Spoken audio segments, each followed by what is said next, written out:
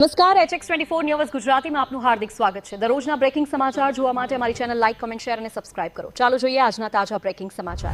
આપના ઉમેદવાર શ્રવણ જોશી સામે બદનક્ષીની ફરિયાદનો મામલો આપ પાર્ટી દ્વારા પોલીસ કમિશનરને રજૂઆત કરી હતી। ભાજપ કોર્પોરેટર અમિત રાજપૂતે નોંધાવી છે પોલીસ ફરિયાદ।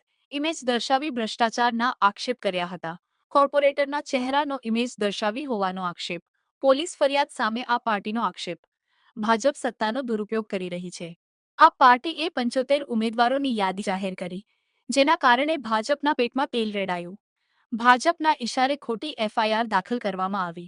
શ્રવણ જોશી આ પાર્ટીના પોસ્ટર સાથે છેલ્લા 4 દિવસથી ગોડાદરામાં ભ્રષ્ટાચારથી લોકોને અવગત કરાવી રહ્યા હતા, જેના કારણે ભાજપે પોલીસનો દુરુપયોગ કરી ખોટી FIR દાખલ કરાવી। આ લોકશાહીનું હંત થઈ રહ્યું છે, જે અંગે પોલીસ કમિશનરને રજૂઆત કરવામાં આવી। જિલ્લા પંચાયત, તાલુકા પંચાયત, સાથે બ્યુરો ગુજરાતની 15 મહાનગરપાલિકામાં ચૂંટણીનું આયોજન થઈ ગયું। ચૂંટણી પંચે જાહેરાત કરી દીધી, આચારસંહિતા લાગુ થઈ ગઈ। આમ આદમી પાર્ટીએ પોતાના ઉમેદવારો જાહેર કરી દીધા। થોડાક ઉમેદવારો બાકી છે, 2 દિવસમાં અમે જાહેર કરી દઈશું। ગઈકાલે સુરત મહાનગરપાલિકાના ચૂંટણી લડવા માટેના ઈચ્છુક ઉમેદવારો પૈકી અલગ અલગ 75 સીટ ઉપર ઉમેદવારો જાહેર કરવામાં આવ્યા। ભારતીય જનતા પાર્ટી અમારા ઉમેદવારોના નામ સાંભળીને ડરી ગઈ। અમારા કેમ્પેનને એન કેન પ્રકારે રોકવાના દુષ્પ્રયાસો કરી રહી છે અને એ કેમ્પેનો રોકવા માટે ભાજપ રીતસરનું પોલીસનો દુરુપયોગ કરી રહી છે, પોલીસ તંત્રને આગળ કરી રહી છે। આમ આદમી પાર્ટી ગુજરાતના લોકોની પ્રથમ પસંદગી બની રહી છે।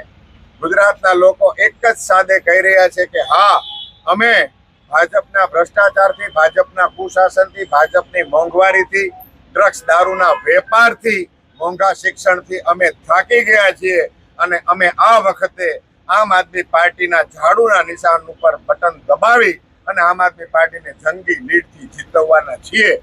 આ ભાજપને ખબર પડી ગઈ છે, એટલે અમારા કેમ્પેનને રોકવા માટે પોલીસ તંત્રનો સહારો લઈ પોલીસનો દુરુપયોગ કરી અમારા કેમ્પેનને રોકવાના એન કેન પ્રકારે પ્રયાસ કરી રહ્યા છે। ત્યારે આમ આદમી પાર્ટી સુરત શહેરના સંગઠનના તમામ પદાધિકારી, સંગઠનના તમામ સાથીઓ પોલીસ કમિશનરશ્રીને રૂબરૂ મળવા રજૂઆત કરવા માટે આવ્યા છીએ કે દરેક ઉમેદવારને આ લોકશાહીમાં પોતાનો પ્રચાર કરવાનો અબાધિત અધિકાર છે।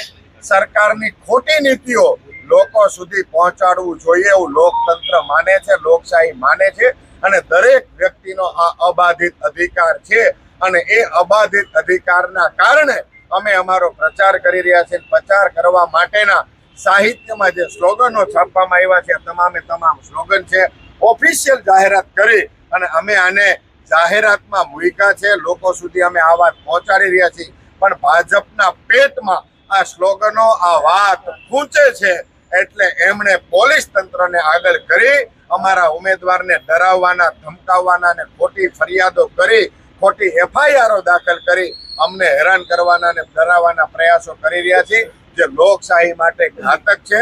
એટલે અમે માનનીય કમિશનરશ્રીને રૂબરૂ મળીને રજૂઆત કરવા માટે આવ્યા છીએ કે પોલીસ તંત્રનો દુરુપયોગ બંધ કરવામાં આવે।